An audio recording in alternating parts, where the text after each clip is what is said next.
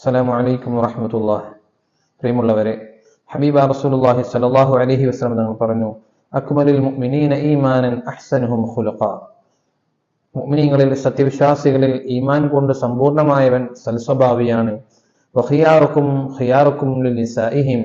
നിങ്ങളിൽ ഏറ്റവും ഉത്തമൻ, അത്യുത്തമൻ ഭാര്യമാരോട് നല്ല നിലയിൽ സമീപിക്കുന്നവനാണ്, സഹവസിക്കുന്നവനാണ്, വർത്തിക്കുന്നവനാണ്.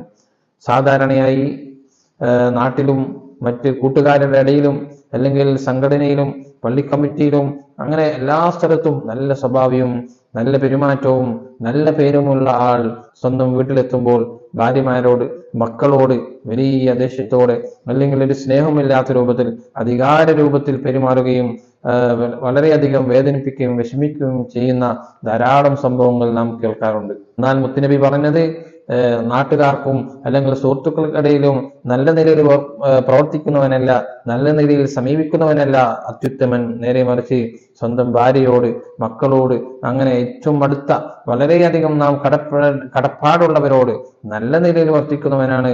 നല്ല നിലയിൽ അവരോട് സമീപിക്കുമ്പോൾ മാത്രമാണ് നാമൊക്കെ നല്ലവരായി മാറുന്നത്. അതുപോലെ തന്നെ മറ്റൊരു ഹദീസിൽ കാണാം, നാം ചെലവഴിക്കുമ്പോൾ അത് ആർക്കാണ് ആദ്യം കൊടുക്കേണ്ടത്, അല്ലെങ്കിൽ ആർക്ക് കൊടുത്താലാണ് കൂടുതൽ അള്ളാഹുവിന്റെ അടുക്കൽ പ്രതിഫലം ലഭിക്കുന്നത്. മുത്തുനബി പറയുന്നു, നീ അള്ളാഹുവിന്റെ മാർഗത്തിൽ ഒരു ദീനാർ ചെലവഴിക്കുമെന്ന് കരുതുക.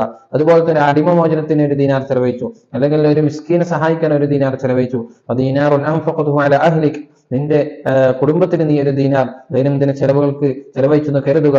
എന്നാൽ അള്ളാഹുവിന്റെ അടുക്കൽ ഏറ്റവും പുണ്യമുള്ളത്, പ്രതിഫലം ലഭിക്കുന്നത് നിന്റെ കുടുംബത്തിന് ചെലവഴിച്ചതാണ്.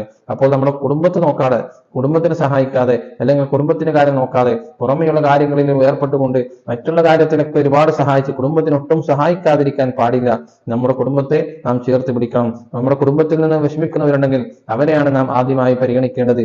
ഈ രൂപത്തിൽ സ്വന്തം കുടുംബത്തെയും സ്വന്തം ഭാര്യമാരെയും വളരെയധികം കെയർ ചെയ്യാൻ ശ്രദ്ധിക്കാൻ ഹബീബ് റസൂലുള്ളാഹി സ്വല്ലല്ലാഹു അലൈഹി വസല്ലം തങ്ങൾ നമ്മെ ഉപദേശിച്ചിട്ടുണ്ട്. ഇതൊക്കെ നമ്മുടെ ജീവിതത്തിൽ പകർത്താൻ അള്ളാഹു നമുക്ക് തൗഫീഖ് നൽകട്ടെ. നല്ലത് കേൾക്കാനും നല്ലത് പഠിക്കാനും അള്ളാഹു നമുക്ക് ഭാഗ്യം നൽകട്ടെ. ആമീൻ. അസ്സലാമു അലൈക്കും വറഹ്മത്തുള്ളാഹി വബറകാതുഹു.